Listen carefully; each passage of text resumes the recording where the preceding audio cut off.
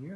Hi everyone, thank you for tuning in to our first episode of Season 4, Holding Court with the Empress of West Hollywood. My name's Enoch Miller, your Empress of WeHo, and we're so excited to have you with us! We are here from the amazing studios that are Revry TV, where you can get all your most amazing queer content available here streaming live. And they are actually really the first ever queer global network, streaming network that's available in over 35 million people homes, which is amazing. And I'm here with one of the co-founders, Alia J. Daniels. Hi. Thank you so much for being with us. The others are busy at work keeping this place running, so we will say hi to them from here. But they're with us in spirit, and I mean, it is just, I am just floored. First of all, I mean, you guys are still a fairly new company. Yeah. Only been around for just a little over 3 years, roughly? Okay, like 3 years and a few months. And, really kind of like what is your passion for Revry, and why are you so excited to be a part of this organization? Yeah, so I mean, just me personally, my own personal mission is really just authentic representation in media for everyone. Awesome. I think media is so powerful. It helps people to understand folks who they don't interact with on a day-to-day basis. And that's just my personal mission. So to be able to co-found a company to help bring, you know, queer stories, authentic, real queer stories to the world is just, you know, it's such an honor for me personally. And it's a really amazing because you don't just do like series and like streaming videos. You guys have, I mean, you have podcasts, you have music videos, Absolutely. You have all this other content, I mean, just all this additional content. And it's like, I was just telling her earlier, it's basically like Hulu, Spotify, and YouTube have a love child that is GayLifeLA. And it's just really amazing that you kind of pull all this content together and all this media sources. How did you guys go about, well, I'm going to get ahead of myself real quick, because there is so much to understand how you guys got together. So just to kind of give you guys some background about it, it's over 100 different countries that they're streaming in right now. They have like unique curated sections of LGBT film series, originals, tons of different podcasts, music videos and albums as well, like she was saying. And it's really amazing because they're across every different, like you can do TV, you can do tablet, you can do phone. There's so many different ways to access it, and it's really geared toward a younger demographic, toward Generation Z and millennials as well, because it's really, honestly, that's where most people like our age are going for this type of media and wanting to find kind of streaming of that. So it was originally founded by Damien, and I'm going to butcher his last name, so I am not going to try. Pelliccione. Okay. She says it better than I do. And so him and his partner, Chris, who's another co-founder as well with this, went and were going to Apple, getting a new phone because Chris did something at White Party and broke it. I don't know, something to that effect. So they were getting a new phone, got the Apple TV while they were there, and went to go and try and find LGBT media to go and watch, and couldn't find it. That's right. And so then tell us how he brought this whole idea to fruition with all you guys involved. Yeah, so what's really awesome is that we'd actually worked together before on a web series, a little digital series called Poison Tech. Okay. So we'd already worked together in the digital space, and Damien had gotten the Apple television and had searched all of the rainbow, and, and there was nothing there, and I had gotten it as well, and he told me to search, and he was like, nothing there. And it was just simply, it was a real quick, we need to do this. And I was like, and it's very easy. Great. Well, and you guys all have such different backgrounds too. I mean, Damien's done a lot of, he's done stuff with television and film, but he started, I swear to God, like 9-10 different organizations. You and Chris are both attorneys and have very big legal backgrounds. A lot of it, he was on Shark Tank as their attorney. Absolutely. And you've done a bunch of different like startups. You've also done some other television and film law. You're both from Loyola. Were you there at the same? Oh, okay. Yeah, that's how we became friends. Oh, that's so cool. And then LaShawn, who's also part of there, and she does a lot of the stuff with production and kind of the editing and film and all this, and that's her big background is through everything with that. Yeah. And so pulling all your expertise together, what was it like kind of diving in and trying to get this company started? Because obviously it can't be easy knowing that. So what was it like for you guys in the very, very beginning 3 years ago, trying to figure out how to kind of put this all together? I mean, I think for us, it was really about taking it bite-sized steps. Okay. You know what I mean? It wasn't like trying to do the entire thing at once. It really was very much like every night doing conference calls, literally just figuring out what the next step was going to be. Tech, what was going to be, what was our content strategy, what was our strategy around marketing, what was our strategy around what our name was going to be. I mean, every single part of it, we took it step by step, and I think that was really allowed for us to do what we did so quickly without getting overwhelmed. Because to say we're going to create a global queer streaming network is a daunting task, but to do it step by step really allowed for us to do what we wanted to do in the way that we wanted to do it. Fantastic. And I actually did want to ask that, why Revry right here? And also the little tag stream out loud. Out. But, I mean, I love that. But why Revry? What really kind of inspired that name for it? Yeah, so actually Chris, one of our co-founders, came up with the name. Okay. We all had brought our names to the table of what we wanted to do. And this one was just such a no-brainer. It comes from the word reverie, which means a fantastical or visionary idea. And I mean, there you go. Ta-da! Yeah. And that's like us. That's perfect. I love that. And so you're kind of getting everything kind of ironed out, put together. Yeah. When you were kind of thinking of like next steps with everything, and again, to make this a global marketing and everything around the world, what were your guys' kind of process in order to go from, did you start like local, then domestic, then international? Like, how did you guys kind of break that out? What was wonderful is that the internet is global, right? So it just naturally happened. Once we went live on Apple Television and iOS and Google Play and Roku, all of those things, once we went live, we were global. Wow. It just naturally happened. And then folks just started finding us through search. Okay. Because exactly like we recognized we weren't there, other people were able to find us in that same way. So basically they're searching for like LGBT streaming media, and you would be the only one that pops up saying, here we are, come find us. Yep. So getting into, and that's amazing that the World Wide Web is just so instantaneous like that and really just puts it out there. So you're launched, you're live, you're getting out there to all these people. Now let's talk about the aspect of content, because that is always the biggest challenge to get across, is finding stuff that's not just curated for LGBT individuals, but also that really fits your guys' perspective of what should be good media and things that need to be out there, because there's a lot of trash, unfortunately. And as much as we like having as much queer content as possible, it needs to be really kind of filtered down. Yeah. So what was your guys' criteria in going after and looking for like shows, movies, and then kind of what did you like have it all in your head to broaden out and do albums and music videos and all that stuff, podcasts as well, or did it kind of like progress from that? It sort of progressed. So initially, obviously, the idea is we want stories that have not been told. Okay. Traditionally, queer media has only focused on one type of story alone, and so we really, from the beginning, wanted to make sure that we were telling all the stories within the community, because it's so important to us. And the thing is, there was a lot of really quality content that was out there, but it was just buried. No one could find it. And so for us, it was an opportunity to really highlight amazing content that was just hidden on the internet that no one could find, and that allowed for all different types of stories within the community to be highlighted. And then for us, it podcasts just kind of evolved for us, because we had space in the office where we were previously, and it was just sort of like, I love podcasts, and I was like, we should do this. Because a lot of people do, honestly. It's a wonderful way to have amazing conversations that are not filtered, that are not, there's no agenda. It's just conversations that need to be had. Right. And so it was really a cool opportunity for us to be able to do that. And then on albums and music videos, on getting stuff involved with that, did that kind of naturally occur as well? It just naturally occurred. It really turned into an opportunity for there to be a place on the internet where you could find all queer media. Yeah. And that's, again, and that is so, when you go on anywhere, even places like Hulu and Netflix, their selections are so limited, and they're so old and dated too as well. It's stuff you've seen from 5-10 years ago, sometimes even older than that.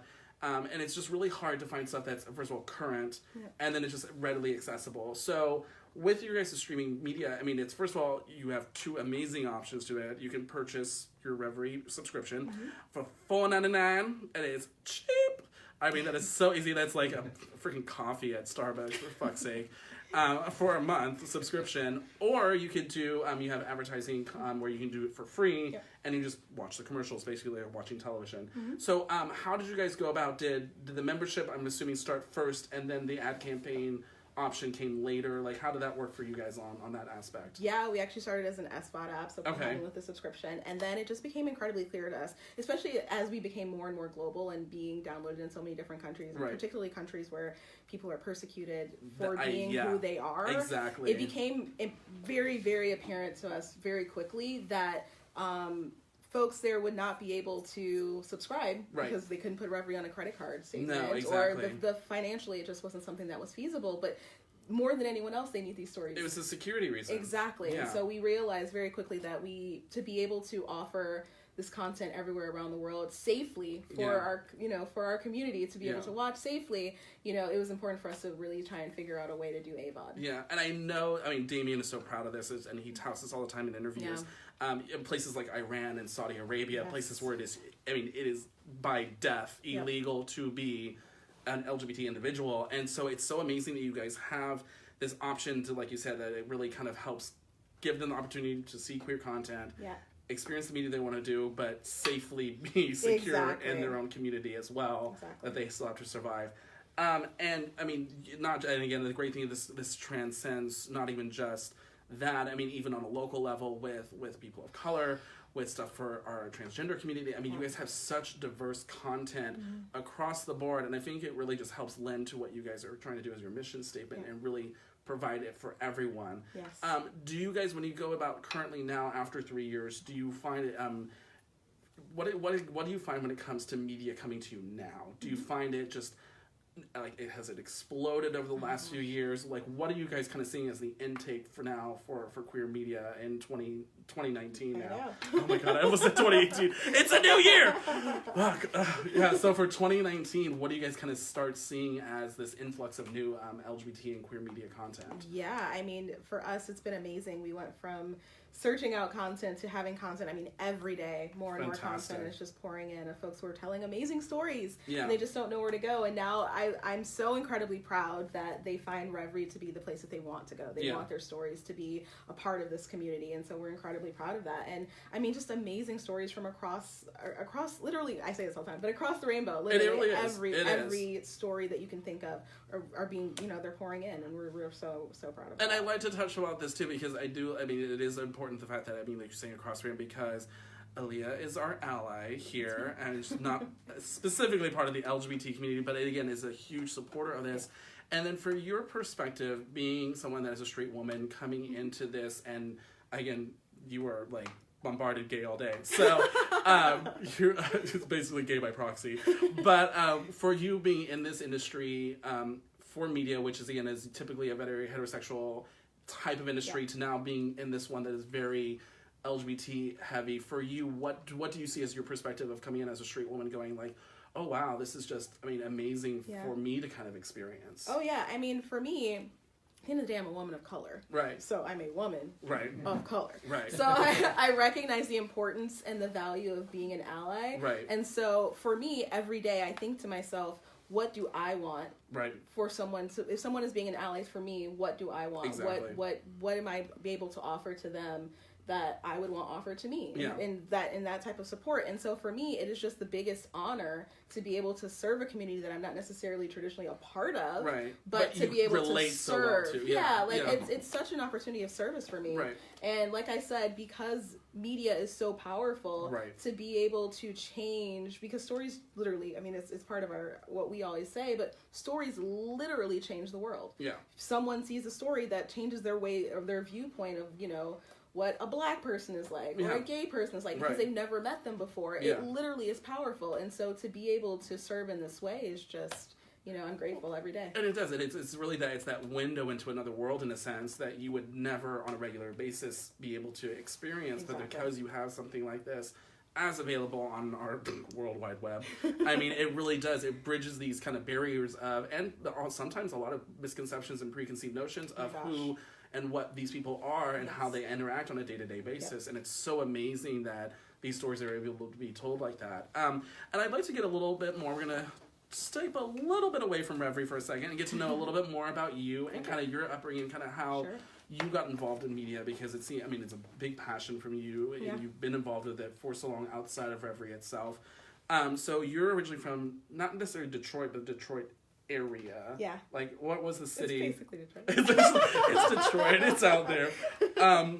And so growing up for you, because now, I mean, East Coast, like, it's not East Coast, but it's Midwest-ish, and you're here now on the West Coast. What was that like for you transitioning from an area like that for Detroit? It's still not a small city. No. I mean, it's still big, metropolitan, so that probably wasn't a shell shock, but coming out to LA, what was that kind of transition like for you? Oh my gosh. I think the thing that I remember the very first time I got to, like, I came to visit LA, and I, like, decided right then and there that I was moving here. I was like, this is it. I remember being out and seeing so many different types of people. Yes. And I was like, I love this. Yeah. It was, like, so exciting to me. Sure. And I love the natural diversity of Los Angeles. It's so wonderful. And I'm very much the same way. I mean, LA, I always tell people, LA is basically like a world tour of culture and cuisine.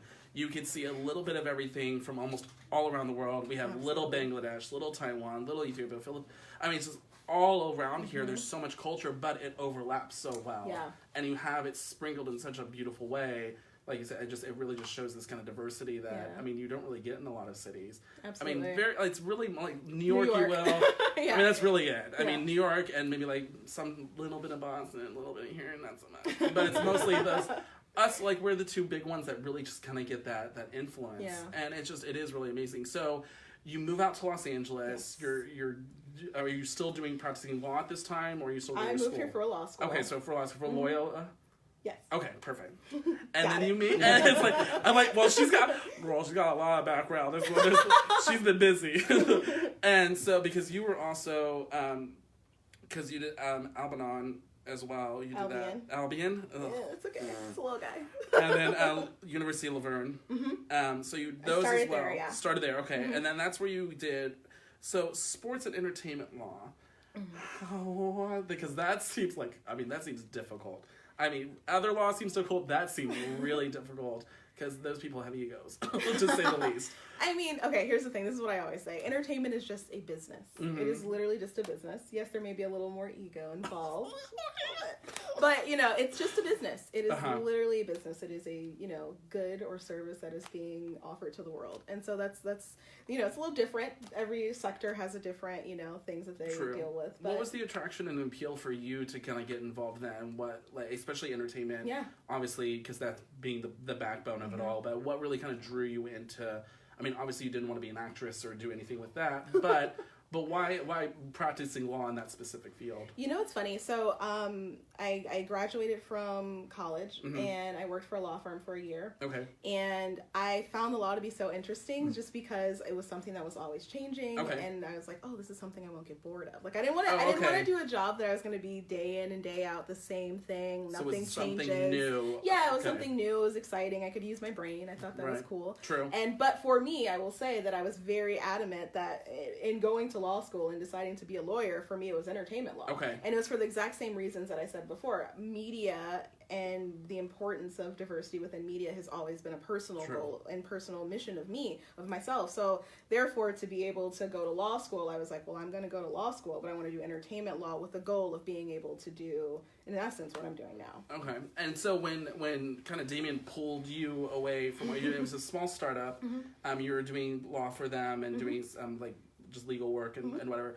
So when you ended that and started there, did you have to change a lot of your perceptions of how law worked on again, you doing it for a smaller company to now doing it on your own broadcasting and streaming basis? Right. I mean, I think I was very lucky in that one. I'd worked with startups in all different sectors, which was exciting because I had the business background. Gotcha. But also I'd worked with producers, so I'd worked on the entertainment side as well. So I was able to bridge both of those things into my own startup. So I was very lucky. For that. Yeah. No, and that's a hard thing to do. A lot of people don't get that background and have both of those experiences because it's, I mean, it's just they're so different worlds in and of their own regard, and so trying to combine the two sometimes doesn't work. But I mean, it makes sense as one individual being able to have that experience of knowing how to streamline the process going through there. Yeah. So as you guys are kind of like, and again, as you guys are moving together to build this network, how did you and then the other three. Again, I'm assuming you met Chris first. Yes. Okay, so you met him in law school. Yes, and Damien then. And then because they were together, right? Because they're together. And then LaShawn, how did she kind of come into with everything with that then as well? And how you guys met her? LaShawn came in when we did Boys in Tech. And she did our editing for So she did all that stuff there. Oh, yeah. She's, amazing editor and producer. So amazing. And has a crazy ton of experience and background. I mean, I'm not even gonna say how many years. It's a lot. I know I looked on here and I was just like, holy crap! Like her resume, long. So you guys have all done the Boys in Tech and you kind of like all done this little project together. Yeah. And then he brings up Revry, and were you guys initially? I know you guys were for it right off the bat, but what were your reservations in the beginning of like trying to get something like this from nothing to a global entity? Oh my gosh. What's so funny is like I'm very much like a logical person. I'm a thinker. I like pro-con list everything, you know? And I always say this, Revry was the easiest yes for me. Wow. Literally. It was more so like a yes and then we hit the ground running. Fantastic. Right away. And I feel like all of us did that. We all sort of just were like, yeah, this is something that is so needed and so necessary and no one's doing it, so why not? I mean, that's how things get done. Yeah. And did you feel like it was kind of like almost an aha moment of like, oh, yeah, there isn't anything like that. We should do this. Was it kind of all like you guys were all just like that all at once in a sense when Damien was just like, we should do this? Yeah. And this is like him just bringing you guys over to his house and just saying, hey, literally. I just noticed this and da-da-da. It's, again, so fascinating how, first of all, how something like this, again, that wasn't easy, but how easily it was so, again, over 3 years, and now you're in 25 million homes. And then again, what's so amazing too, you're projected to be in 200 million here within the next 5 to 6 months. Yeah. Talk about some of the other programs you're partnering with in order to make that number happen. Yeah. Because you're on 2 right now, with 4 more coming online here this year. Yeah. Okay, so let's talk about that real quick. Yeah, absolutely. So we're on Pluto TV, we're on Zumo, and then we're going to be launching ones with Xfinity, we're going to be launching ones with Zapping, in Latin America and Central America. It's global. Wow. Metrological, Viewed, Opera, literally all over the place. So it's going to be a really amazing thing where you can turn your television on, and almost any television you turn on, you'll be able to find Revry. That's the goal. Which is, again, fantastic. So currently 35 million homes, 100 plus countries, and then within, do you see the countries expanding anymore, or do you feel that number is going to stay roughly around the same, and then it's just more the who is going to be viewing, it's going to increase so much? I think it's going to be a combination of both, actually. Yeah, I think it'll be a combination of both. Because it's always hard to tell with some of those, because it's just, there's so many more people in one area than there are in the bigger countries. Okay, absolutely. Fantastic. And then, because I know, this is, and a lot of people don't realize how much spending power the LGBT community has. We have, again, in the U.S., 913 billion spending power when it comes to us for the LGBT community. And then for a global basis, 4.3 trillion, which I did not know that number. And I was like, what? And then it's really interesting, too, on the audience size as well. 20% millennials identify as LGBTQ, and then 52% for Gen Z. Were you guys really surprised by that information for the demographics that you guys kind of saw that were coming after it? Or did you kind of expect more of that younger demographic coming towards and being your viewers for that? Yeah, I think I expected Gen Z to be a lot bigger, and I think a lot of it has to do with the fact that they just don't want to declare it at all. Right. I am just me. I love who I love. I am who I am. Right. Simple as that. And it's very true. Yeah. And I am seeing that, especially the last few years, that identity and gender it becomes so gray and just so no one's giving a crap about it anymore. It's like, you do you, however you do you, as long as you're not hurting anyone else, we don't give a hell. There it it's is. Like, it's just do it. So when you start doing this market research, obviously you're looking at kind of what the trends are, all that stuff. Do you see any kind of trend toward an older audience starting to come more on board, or is it staying more towards the younger demographics? It's interesting. I think, the younger demographic is definitely growing, but I think the older audiences are definitely finding us as well and finding that there's content for them as well. Which is, a fantastic, and I know programs such as Bravo, Drag Race has really, Logo as well. All these other ones are starting to really put content on the map that LGBT-based kind of queer media is not so like, oh, don't go there. It's like, don't go to the gay stuff because otherwise you're considered gay. everyone's watching. I know, I mean, lots of straight guys at the Abbey are watching Drag Race. So, I mean, it's really amazing to see the trend switch now. Yeah. Do you guys find a lot of allied coming on and seeing more of that? Like, how do you guys kind of garner that information, knowing and understanding who's identifying as LGBT and who's not? A lot of it's self-identity. Okay. Yeah. Do they just kind of like, based on what they fill out, questionnaires or stuff like that? We send out questionnaires and just survey our audiences, and if they answer, they answer. They don't. Right. But exactly. There are quite a few allies who are, which is amazing, awesome. and I love to see the trend kind of be more toward it becoming more. I don't want to say normal because it's always normal, but again, it's more of a normal perception now, that it's not a weird out there perception. It's something that this isn't the new normal kind of thing. Good stories are good stories. Exactly. So, and especially I love the fact that you guys also said, because so much of stories before were, it was very depressing, it was sad, it was a lot of death, and it was just, it kind of depressed what was happening, and then now you're starting to have more empowering, encouraging, uplifting. Do you guys kind of try and steer away from things that skew more towards a negative kind of vibe, or do you just kind of like, you know what, if it's good, it's good, we take it all? If it's good, it's good. I mean, honestly, being able to share the breadth of the community, again, is really important. And so there are times that are hard and things that are heavy, but those stories deserve to be told as well. Yeah, true. And you guys have some really amazing advisors and investors that are part and really kind of help bulk up what Revry already does with the four of you. Someone like Rod Perth with USA, who's again, that, and we'll talk about a crazy, scary resume that's just like, whoosh, holy shit. Tim, is it Mohan? Tim Moan. Yeah. From HBO, and didn't he create the HBO Now? HBO Go. Oh, HBO Go. Okay, HBO Go app with the portion on that for streaming. I mean, another, again, a talented individual. I mean, very well versed in the entertainment industry. Yes. Jessica, and again, another one I'm gonna butcher to death. Cassano Antonellis. Got it. Okay, with Disney. Yes. And then Arlen Hamilton with Backstage Capital. Amazing. I mean, again, I love the fact that you have such distinct, different industries. Yeah. I mean, HBO is very adult. Disney is very not.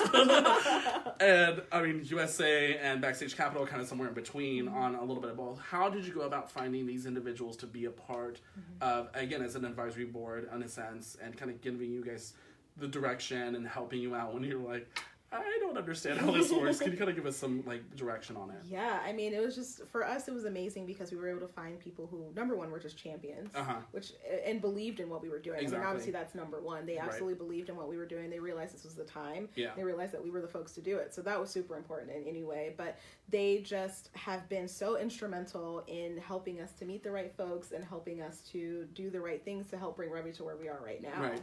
Yeah. And it's, I mean, again, it's phenomenal. And again, it's so great to see the diversity like that across an entertainment diversity for people. And again, especially Disney. Disney before was so no to LGBT media. And now they have really stepped up their game on really kind of just getting out there and saying, you know what, we are here to support our community. And it's a huge part of it. And it's just amazing to see that. HBO has been amazing from the get-go. They always do really good with that. And so let's talk about a little bit with some amazing new things that's happening for Revry. Yeah. You guys are doing a crowdfunding campaign with SeedInvest. Yes.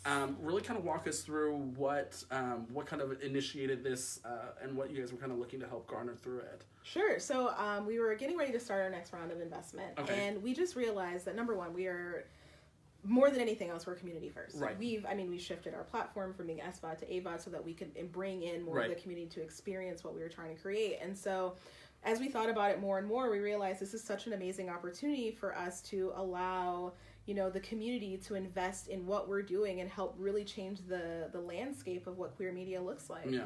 And it gives them an opportunity to be involved in helping to fund programming for whatever that may be, whether it's a movie, again, all the different things that Revry has on the platform. So it just gives them an opportunity to be involved in their own community, supporting their own type of media, which is phenomenal. And specifically, why SeedInvest? Because, it's a large equity or equity crowdfunding platform. And then does a lot of different stuff with LGBT individuals. So why SeedInvest for you guys when you came to looking for them? I think we chose SeedInvest for several reasons, but I mean, one of the biggest reasons is that we're actually one of their first, LGBTQ companies that's on the platform, and they completely believe in us, and they completely are wanting to champion us and really market us and push us out there because they believe in what we're doing as well. And again, we've recognized that in building this company, we need to partner with people who are just as passionate and who believe in what we're doing as we do. Otherwise, it doesn't make sense to do it. Right. And so for us, SeedInvest just felt like a no-brainer because they absolutely believed in what we were doing and were willing to go that next step with us. And they do. I mean, if you see any articles about them, I mean, they are big proponents of the LGBT community, and they really have tried to, find ways to kind of help and get involved, community-based stuff, nonprofits and all the like. I mean, they're very big about doing that. The link is actually in the description, so you guys can know that it's seedinvest.com/Revry/seed. So you can find that on the bottom to find out more information. There's an amazing video in there with Damien that kind of goes through a lot of the stuff we've talked about. It really kind of helps explain everything about what Revry is, how they're trying to get this content to the world, and really just kind of giving all this stuff for a community that has been lacking in decent queer media. And again, just having one central source to find out, which is half the battle right there. And for anything what's coming up for Revry for the future, I mean, I know we've talked about a lot of the different things that are coming up for 2019. Yeah. What do you guys kind of project yourself here in the next 5 to 10 years or something like that, your long-term goals? Do you guys have any fun things you guys want to maybe accomplish here coming up in the next few years for Revry? Oh my gosh, if you ask so much. It's just there's so much we want to do. Oh my gosh. I think if you ask Damien, he always says something like gay global domination. So I love it. He can say that. That's what he says every time. For you personally, where do you hope media goes and what you guys can accomplish through that for the next maybe 2-3 years, something like that, in the coming future? Yeah, I mean, I honestly hope that Revry is synonymous with quality queer content. Yeah. That when you want to find, the new queer artist, the new queer movie, the new queer series, you go to Revry first. It's like a no-brainer. That's exactly what you do. And that we continue to be, a support to the community, that it really does become more and more of a opportunity for a meeting place for the community to come together. Yeah. I think that's super important for me personally, but I think for the company as well. Yeah, definitely. I mean, you guys are so involved in the local community as well. I mean, you guys were just at something with Trevor Project as well, doing that, which is an amazing organization. For you guys, just for as a business in general, how vital do you think it is for a company to be involved on a nonprofit local basis like that?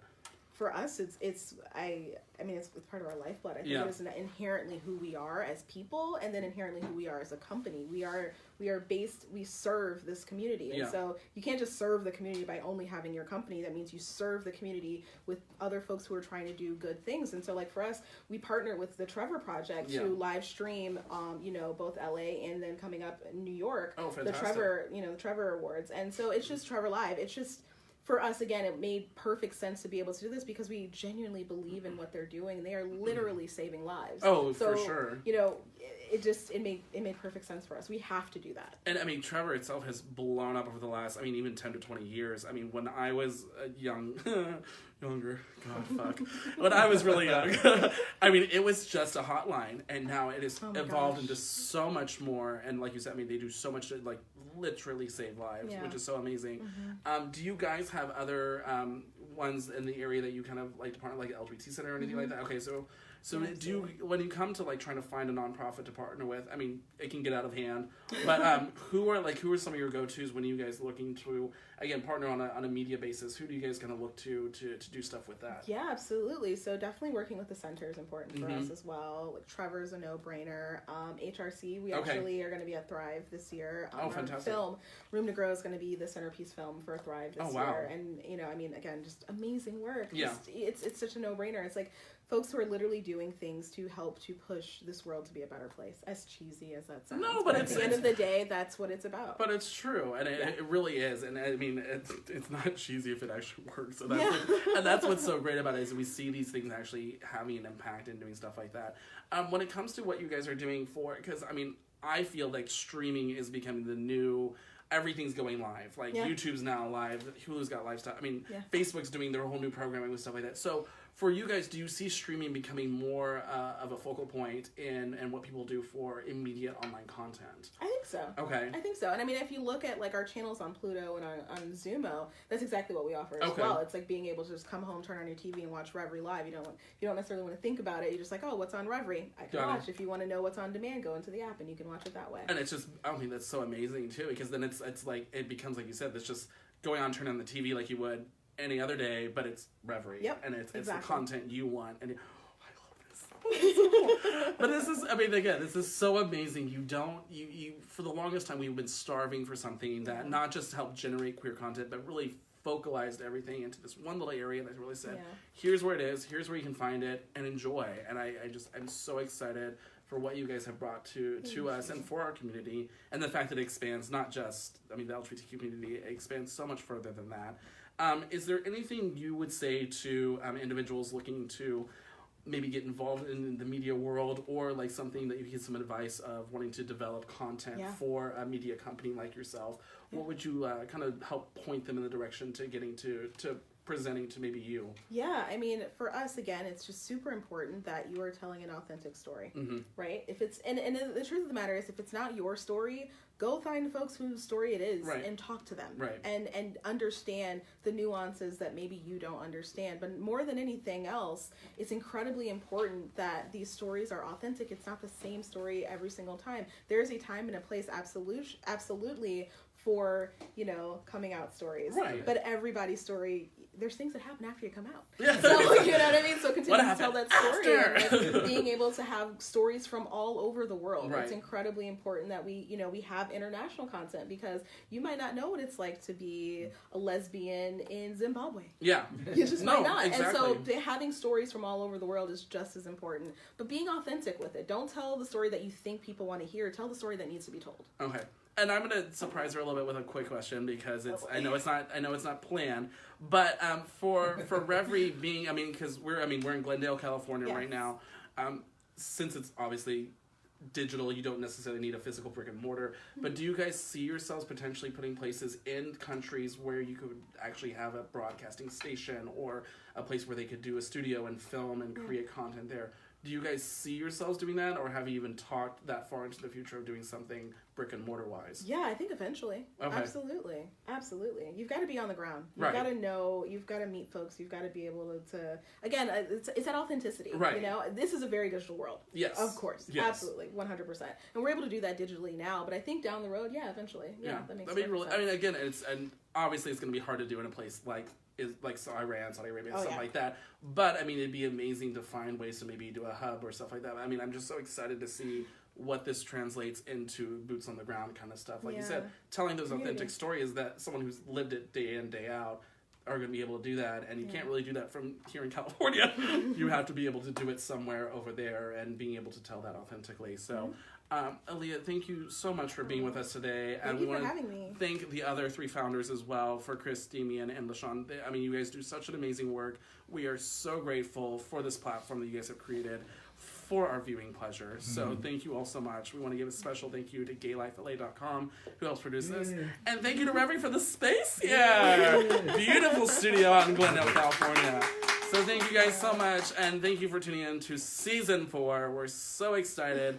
Over 76 episodes and 750,000 people reached in just a few short months. It's an eternity! Though I know, we appreciate you guys so much. You are the reason we do this every week. And again, you are the reason we are so excited to be partnering with people like you that bring such beautiful things to the LGBT community. And so we're so excited for the future and what Revry holds, and we can't wait to see more.